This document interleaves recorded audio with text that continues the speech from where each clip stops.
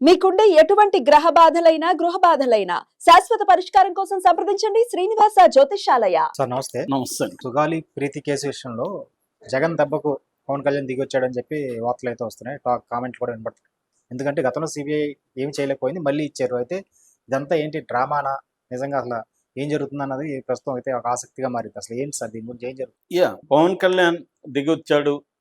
సుగాలి ప్రీతి వాళ్ళ అమ్మ సుగాలి పార్వతి ఉద్యమం చేయడం, జగన్ అంటే సోషల్ మీడియా కానీ వైసీపీ వాళ్ళు కానీ దాన్ని రగిలించడంలో వాళ్ళు ముందున్నారు, యాక్టివ్గా పార్టిసిపేట్ చేసిన మీడియా. సో వాళ్ళు లేకపోతే ఈమెకి ఇంత ప్రచారం వచ్చేది కూడా కాదు. దాంతో జగన్ దెబ్బకి, జగన్ వేసిన స్ట్రాటజీకి పవన్ కళ్యాణ్ దిగొచ్చాడు, సిబిఐకి అప్పగించారు అనేది అంటున్నారు. విషయం ఏంటంటే, దీంట్లో వీళ్ళేదో చంద్రబాబే ప్రభుత్వమే దీన్ని సిబిఐకి అప్పగించినట్టుగా, పవన్ కళ్యాణ్ దీన్ని ప్రెజర్ చేసి సిబిఐకి ఇచ్చినట్టుగా కలరింగ్ ఇచ్చుకుంటున్నారు. అంటే మామూలుగా ఇప్పుడు న్యూస్ ఎలా ఉంటుందంటే, వాస్తవాలు చెప్పకపోవడం ఒక పద్ధతి అయితే, నిజాలు దాచడం అంటే సెలెక్టివ్గా మనకేం కావాలో అదే చెప్పడం, దాంట్లో మిగతా వాటిని పక్కన పెట్టేయడం. అసలు ఈ కేసు ఏంటి, 2017 ఆగస్టు 19న కర్నూలులో ఉండే కట్టమంచి రామలింగారెడ్డి హాస్టల్లో సుగాలి ప్రీతి అనే ఒక అమ్మాయి, 10th క్లాస్ చదువుతున్న అమ్మాయి ఫ్యాన్కి ఉరేసుకొని చనిపోయిందని వాళ్ళ ఇంట్లో వాళ్ళకి ఫోన్ వచ్చింది. వాళ్ళు పరిగెత్తుకొని వెళ్ళారు. సుగాలి పార్వతి, ఆమె వికలాంగురాలు, వీల్ చైర్లోనే ఉంటుంది ఆమె, వాళ్ళ తల్లి, వాళ్ళ నాన్న రాజు నాయక్, వాళ్ళ మామయ్య రామచంద్ర నాయక్, వీళ్ళందరూ కలిసి వెళ్ళారు. అయితే వీళ్ళు వెళ్ళక ముందే, ఆ బాడీని వీళ్ళకి చూపించక ముందే దాన్ని పోస్ట్ మార్టంకి పంపించేశారు. ఫ్యాన్కి ఉరేసుకొని చనిపోయింది. ఆ అమ్మాయికి పీరియడ్స్ వచ్చి బయటికి వెళ్తాననింది. బయటికి వెళ్ళి బాత్రూంలోకి వెళ్ళి ఉరేసుకున్నాను. దాంతో వీళ్ళు ఆరోపణలు చేశారు. ఎందుకంటే ఈ కాలేజీ యాజమాన్యం, కరస్పాండెంట్ జనార్దన్ రెడ్డి, వాళ్ళ కొడుకులు హర్షవర్ధన్ రెడ్డి, దివాకర్ రెడ్డి, వీళ్ళ ముగ్గురు చాలా కాలం నుంచి అమ్మాయిని వేధిస్తున్నారు. వాళ్ళు ఈ అమ్మాయిల హాస్టల్ పక్కనే లగ్జరీ రూములు కూడా కట్టుకున్నారు, బెడ్లు అవన్నీ పెట్టుకొని. అంటే అమ్మాయిలను కొంతమందిని వాళ్ళు తీసుకెళ్లి సెక్సువల్ ఎక్స్ప్లాయిట్ చేస్తుండడం అనేది ఎప్పటి నుంచో చేస్తున్నారు. ఈ అమ్మాయిని కూడా కొంతమంది అమ్మాయిలు సరెండర్ అయిపోతారు డబ్బులకో ఇంకో దానికో. అయితే ఈ అమ్మాయి సరెండర్ కాకుండా వాళ్ళ వేధింపుల్ని వీళ్ళ అమ్మ నాన్నకి చెప్పింది. వీళ్ళ అమ్మ నాన్న మేము వచ్చి మాట్లాడుతామమ్మా, నువ్వు కొంత ఓపిక పట్టుండు అనేది చెప్పారు. వీళ్ళు వద్దామనుకునే క్రమంలో ఈ న్యూస్ వెళ్ళింది. సో దాంతో వీళ్ళకి అనుమానం వచ్చింది, ఇదే కారణం అయిండొచ్చు, వీళ్ళు చంపేసి ఇదేమన్నా ఆడుతున్నారని వీళ్ళు ఆరోపించడంతో ఎస్ఎఫ్ఐ, ఏఎస్ఎఫ్, తర్వాత బంజారా హక్కుల పోరాట సమితి, ఇలాంటి సంఘాలు, గిరిజన సంఘాలు ఇవన్నీ రంగంలో దిగారు. వీళ్ళు వెళ్ళి పరిశీలించారు. ఆ ఫ్యాన్ ఒక రెక్క వంగుతుంది కదా మామూలుగా, అదేం వంగలేదు, మామూలుగానే ఉంది ఫ్యాను. అట్లాగే ఈ అమ్మాయికి ఉరి వేసుకుంటే టవల్తో ఉరేసుకుంది. అది కాకుండా వేరే గుర్తులు ఉన్నాయి. దాని తర్వాత కాళ్ళు చేతుల మీద కూడా గాయాలు ఉన్నాయి.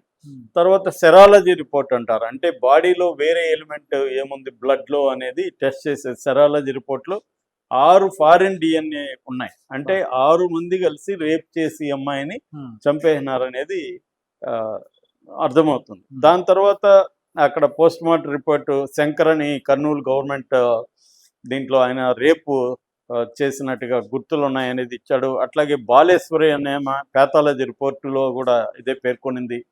దాంతో వీళ్ళంతా ఉద్యమాలు చేయడంతో చంద్రబాబు ప్రభుత్వం 5 మందితో కూడిన ఒక కమిషన్ని, లక్ష్మీనారాయణ పేరుతో ఒక కమిటీని వేశారు, దీని మీద విచారణ కమిటీని. ఆ లక్ష్మీనారాయణ కూడా దాని ఏమంటారు, ఆయన ఫోరెన్సిక్ హెడ్ అనమాట, head of the department forensic government హాస్పిటల్లో.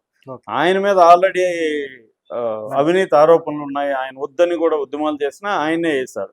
ఈ 5 మంది కమిటీ ఏం చేసి ఈ లోపల వీళ్ళని 4గురిని అరెస్ట్ చేశారు. వీళ్ళ ముగ్గురు ప్లస్ వాళ్ళకి హెల్ప్ చేసిన ఇంకొక అతన్ని, కరస్పాండెంట్, వాళ్ళ కొడుకులు, ఇంకొక అతన్ని, 4గురిని అరెస్ట్ చేసి rape and murder plus POCSO case, ఈ అమ్మాయి మైనర్ కాబట్టి పోక్సో కేసు కూడా పెట్టి అరెస్ట్ చేశారు.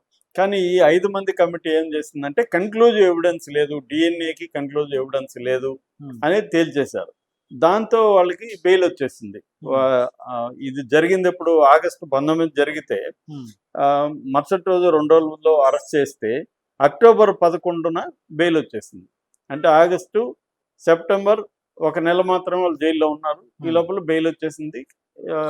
అప్పటి నుంచి కేసు ఏమీ ముందుకెళ్ళలేదు. ఈ లోపల ఎన్నికలు వచ్చాయి. ఎన్నికలు వచ్చినప్పుడు జగన్ అక్కడికి వెళ్ళినప్పుడు ఆమె కలిసి ఇట్లా నా పాపకు అన్యాయం జరిగింది సార్ అంటే ఆయన హామీ ఇచ్చాడు, మా ప్రభుత్వం వచ్చినాక మేము మళ్ళీ దాన్ని ఫ్రెష్గా విచారణ చేస్తాము, సిబిఐకి ఇవ్వమని ఆమె డిమాండ్ చేస్తే సిబిఐకి ఇస్తాము, నీకు కూడా మేము కాంపన్సేషన్ ఇస్తామని చెప్పాడు. చంద్రబాబు ప్రభుత్వంలో దీన్ని తారుమారు చేశారు, కేసు ముందుకు తీసుకెళ్ళలేదు, సిబిఐకి ఇవ్వలేదు, ఏమి కాంపన్సేషన్ ఇవ్వలేదు, ఏమీ జరగలేదు. అప్పుడు పవన్ కళ్యాణ్ ఎవరితో ఉన్నాడు? చంద్రబాబుతోనే కదా ఉన్నాడు. అప్పుడేం మాట్లాడలేదు, అతను సైలెంట్గా ఉన్నాడు. ఎప్పుడైతే జగన్ ప్రభుత్వం వచ్చిందో 2019లో ఇతను వెళ్ళి పెద్ద డ్రామా చేసి ఏడ్చి గందరగోళం చేసి దీన్ని నేషనల్ ఇష్యూ చేశాడు. ఆల్రెడీ జగన్ హామీ ఇచ్చాడు, కొంత గ్యాప్ వచ్చింది. ఈ లోపల ఇతను పోయి చేయడంతో జగన్ మీద కూడా ప్రెజర్ వచ్చింది. ఆ మేరకి పవన్ కళ్యాణ్ డ్రామా ఉపయోగపడింది. సో జగన్ సిబిఐకి ఇచ్చేశాడు. దాంతోపాటు ఈమెకు 10 కోట్ల విలువ చేసే వ్యవసాయ భూమి, 50 లక్షలు విలువ చేసే స్థలము, రెసిడెన్షియల్ ప్లాటు, తర్వాత 2 గవర్నమెంట్ జాబ్లు జగన్ ఇచ్చాడు. అంటే జగన్ ఒత్తిడే గురై ఉండొచ్చు, పవన్ కళ్యాణ్ ఒత్తిడి కోసం ఇచ్చి ఉండొచ్చు, అట్లీస్ట్ ఇచ్చాడు. తనకి ఏమీ లేకుండా మన ప్రభుత్వంలో మన పోలీసు ఎంక్వైరీలు కాకుండా సిబిఐకి ఇచ్చాడు. ఆ తర్వాత పవన్ కళ్యాణ్ సైలెంట్ అయిపోయాడు. ఈ లోపల 2024లో వీళ్ళ ప్రభుత్వం వచ్చింది. వీళ్ళ ప్రభుత్వం వచ్చి 1.5 year అయింది.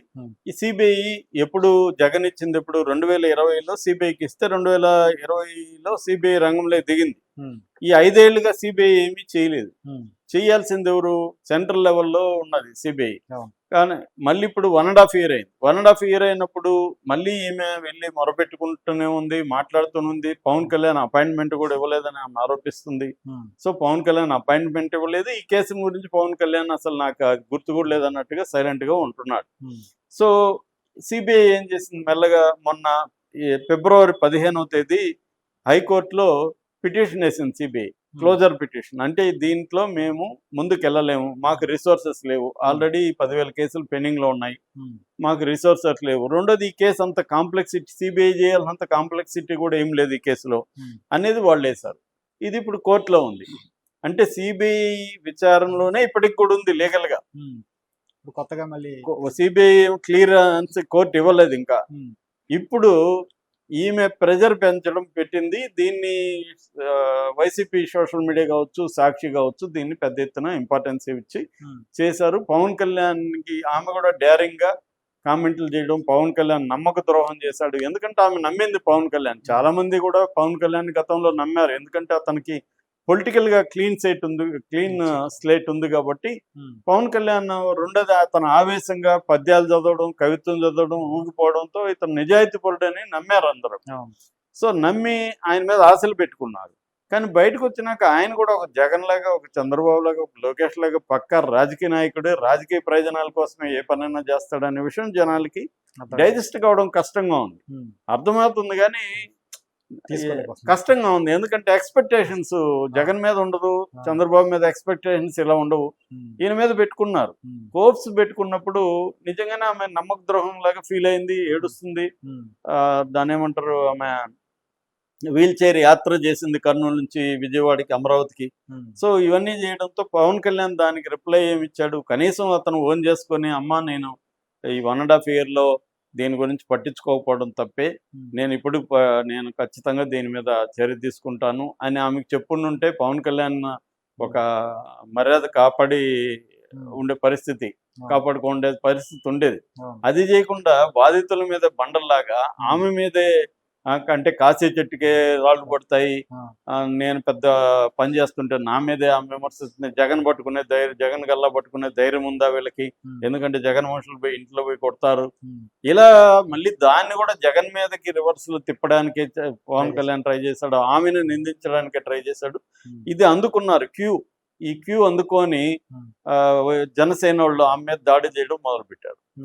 నువ్వు ఎంత డబ్బులు, అది కూడా పవన్ కళ్యాణ్ నేను అది ఇప్పించాను, నేను ఇది ఇప్పించాను, నేను ఇది చేశాను, ఉద్యోగాలు ఇప్పించాను మాట్లాడు. దాంతో ఆమె రివర్స్ రింగ్ కొట్టింది, నాకు ఇచ్చిందని నేను ఇచ్చేస్తా, ఉద్యోగాలు రిజైన్ చేస్తాం, డబ్బులు మాకు ఇచ్చిన సైటు, మాకు ఇచ్చిన ల్యాండ్ మీకు ఇచ్చేస్తాం, మా అమ్మాయికి న్యాయం చేయండి అని ఆమె పెట్టింది. ఇంతకంటే ఎవరు మాట్లాడగలరండి? అవును, అవును. మామూలుగా చాలా మంది మనకి అనేక చుండూరు లాంటి కేసుల్లో కూడా బాధితులు కాంప్రమైజ్ అయిపోయినారు. ఉమ్, డబ్బులు తీసుకొని టీవీలు తీసుకొని సాక్ష్యాలు చెప్పకుండా ఉండిపోయారు. ఎందుకంటే మా ఫ్రెండ్ దాని అడ్వకేట్ అప్పట్లో, ఉమ్. నేను ఆయనతో కూడా తిరిగేవాడిని.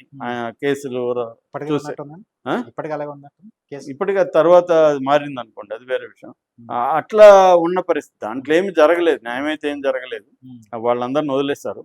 ఉమ్, సో అలాగా బాధితులు ఏమవుతుందంటే కొంతకాలం తర్వాత చనిపోయిన వాళ్ళు ఎలాగో రారు, మనం బతుకుండే వాళ్ళు బతకాలి కదా అన్నట్టుగా కాంప్రమైజ్ అయిపోతారు. అవును. 2017లో జరిగిన ఇప్పటికి కూడా పార్వతి కానీ వాళ్ళ హస్బెండ్ రాజు నాయక్ కానీ కాంప్రమైజ్ అవ్వకుండా, ముఖ్యంగా ఆమె ఉమ్, వీల్ చైర్లు ఉండి కూడా ఉమ్, పోరాడుతుంది.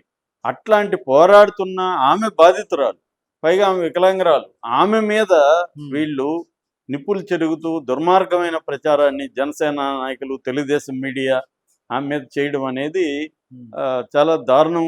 దీనివల్ల పవన్ కళ్యాణ్కి బ్యాడ్ నేమ్ వచ్చింది.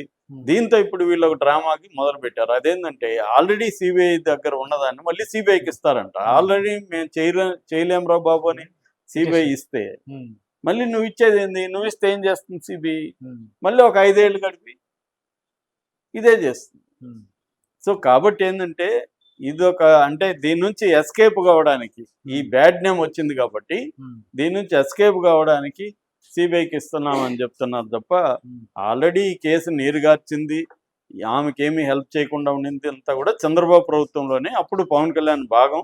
ఉమ్. సో ఇదంతా రాజకీయాల్లో భాగం అయిపోయింది తప్ప మనుషుల బాధలు పట్టించుకుందామనే ఒక కనీస ఇంగిత జ్ఞానం అనేది ఇక్కడ ఏ రాజకీయ నాయకుడు లేని పరిస్థితి మనకు కనబడుతుంది.